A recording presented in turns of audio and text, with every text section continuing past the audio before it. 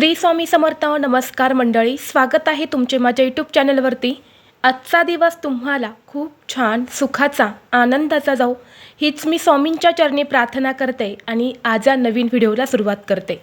उद्या 15 जून वार सोमवार आणि या दिवशी आलेल्या आहेत अधिक महिन्यातील अमावस्या. ही अमावस्या सोमवारी आल्याने तिला सोमवती अमावस्या असे म्हटले जाते. या अमावस्येचा प्रारंभ 14 जूनला दुपारी 12:20 झालेला आहे आणि समाप्ती 15 जूनला सकाळी 8:24 होणार आहे. उदय तिथीनुसार ही अमावस्या उद्या सोमवारी साजरी केली जाणार आहे. अमावस्येचं व्रत, पूजा, दान, स्नान हे सर्व काही आपल्याला उद्या 15 जूनला अमावस्येला करायचं आहे. आपल्या हिंदू धर्मात अधिक मासाला अत्यंत पवित्र आणि आध्यात्मिक दृष्टीने महत्त्वाचे मानले जाते. 3 वर्षातून एकदा येणाऱ्या या अधिक मासातील प्रत्येक तिथीला, पूजेला आणि दानाचे फळ हजारो पटीने जास्त मिळते. त्यात अधिक मासातील अमावस्या तिथी ही अत्यंत खास आणि महत्त्वाची मानली जाते. ही अमावस्या पितरांचे आशीर्वाद मिळवण्यासाठी आणि सर्व प्रकारच्या त्रासातून मुक्तता मिळवण्यासाठी सुवर्ण संधी मानली जाते.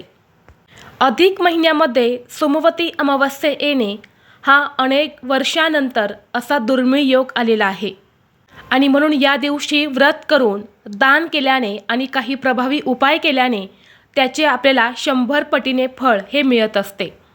या अधिक मासातील सोमवती अमावस्येला विशेष धार्मिक महत्त्व आहे. ही अमावस्या पूर्वज पूजा आणि दान धर्मासाठी फलदायी मानली जाते.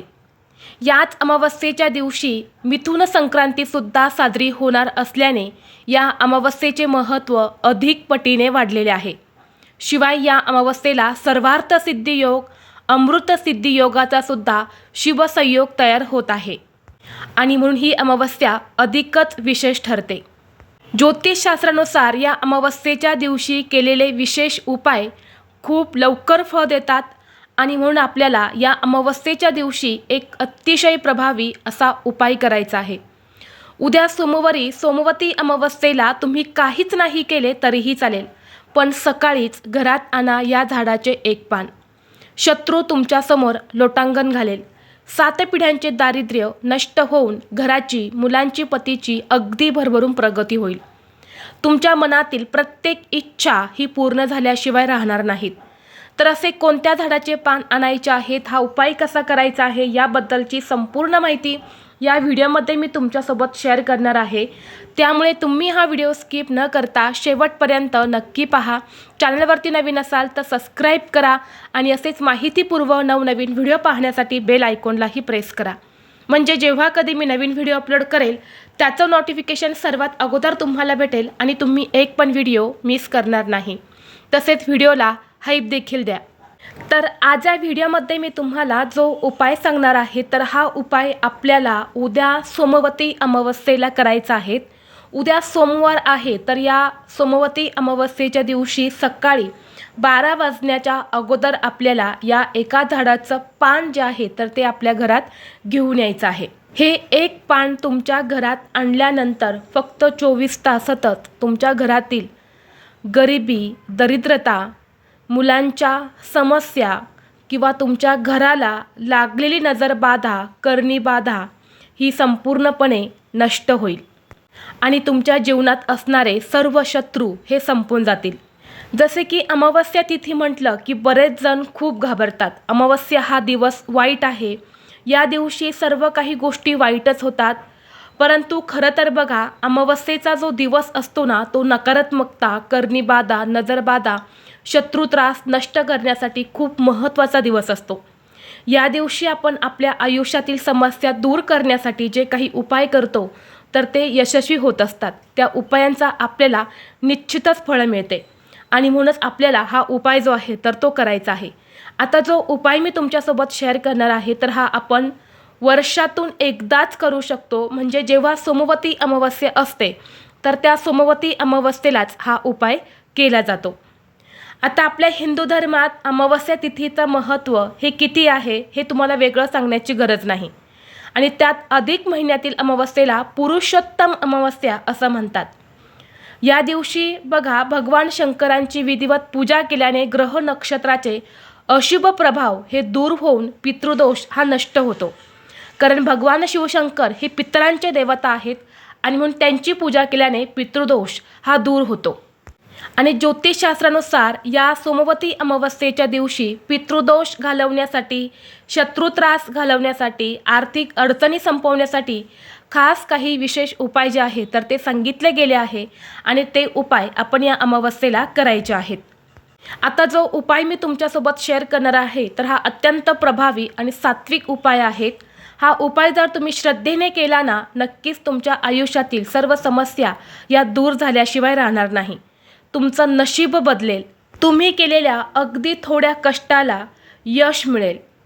तुमची जी काही रखडलेली कामे आहे तर ती कामंसुद्धा लवकरात लवकर पूर्ण होईल. साक्षात माता लक्ष्मी ही तुमच्यावरती प्रसन्न होईल. त्याचबरोबर तुमच्या जीवनामध्ये एखादा शत्रू असेल, शत्रू हा गुपित असेल, तुमच्यावरती तो गुप्त वार करत आहे, पाठीमागून तो तुमच्यावरती वार करत आहे किंवा शत्रूचं नाव तुम्हाला माहीत आहे, समोरून तुम्हाला येऊन त्रास देत आहे, तुमच्या प्रगतीमध्ये अडथळे आणत असेल तर असा शत्रुत्रास हा कायमचा दूर होण्यासाठी हा उपाय खूप जास्त प्रभावी मानला जातो. तसेच तुमच्या कुंडलीमध्ये काही ग्रह हे कमकुवत असेल आणि त्यामुळे तुम्हाला कोणत्याही कामामध्ये यश मिळत नसेल, कोणतीच गोष्ट तुमची मनासारखी घडत नसेल किंवा तुमची कोणतीही इच्छा मनोकामना ही पूर्ण होत नसेल तर हा उपाय तुम्ही नक्कीच करू शकता. त्याचबरोबर हा उपाय केल्याने मानसिक आणि शारीरिक समस्या यासुद्धा दूर होतात. तर आता हा उपाय करण्यासाठी तुम्हाला उद्या सोमवती अमावस्येला सकाळी लवकर उठायचं आहे.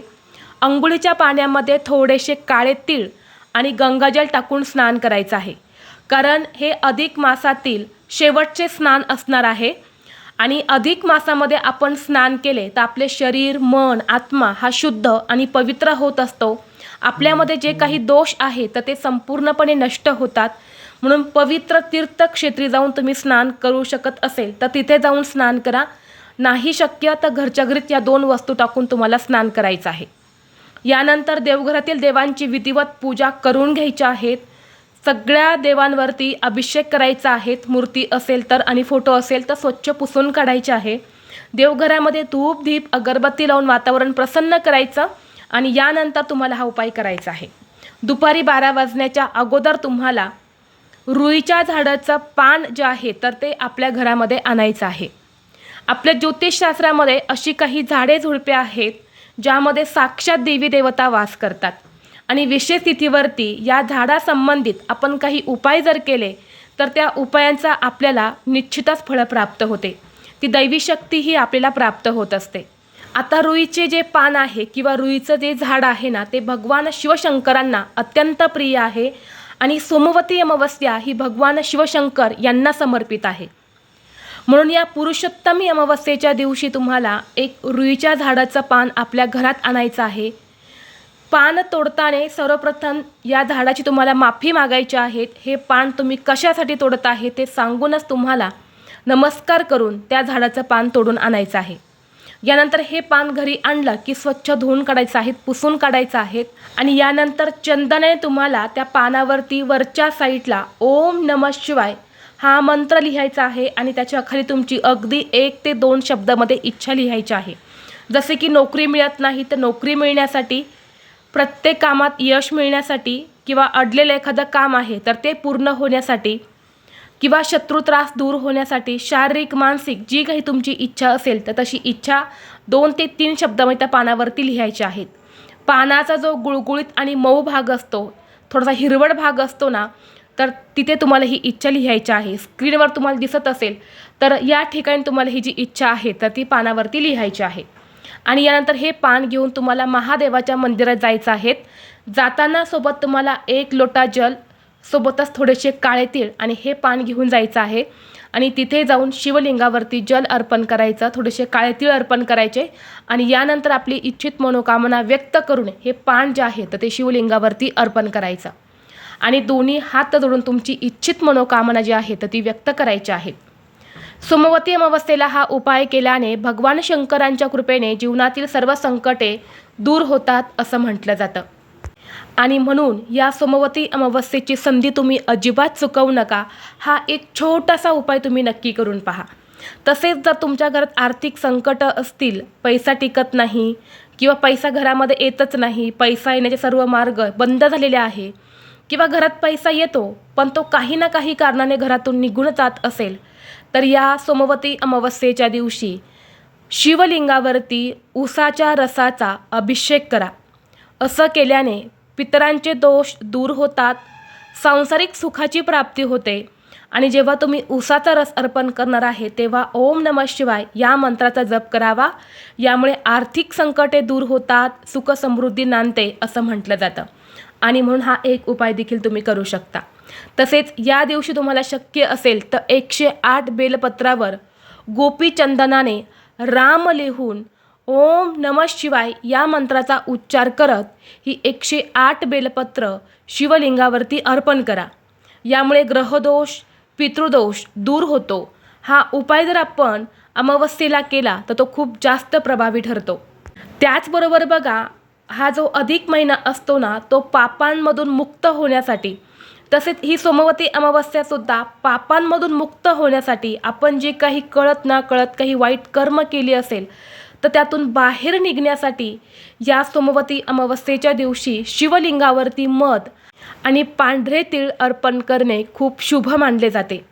यामुळे बघा समाजात मानपान वाढतो, यासोबतच पितृदोष हा देखील दूर होतो, अनेक आजारपण हे सुद्धा दूर होतात, यामुळे पापेसुद्धा नष्ट होतात आणि उत्तम आरोग्य हे प्राप्त होते.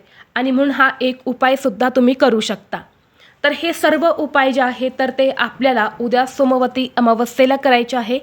सकाळपासून ते संध्याकाळपर्यंत जेव्हा केव्हा तुम्हाला शक्य होईल तेव्हा हे उपाय तुम्ही करू शकता. तर ही अत्यंत महत्त्वाची माहिती मला तुमच्यापर्यंत शेअर करायची होती.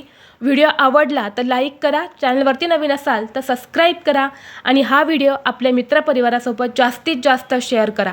चला तर मग भेटू असंच पुढल्या एका नवीन व्हिडिओमध्ये. तोपर्यंत सर्वांना श्री स्वामी समर्थ.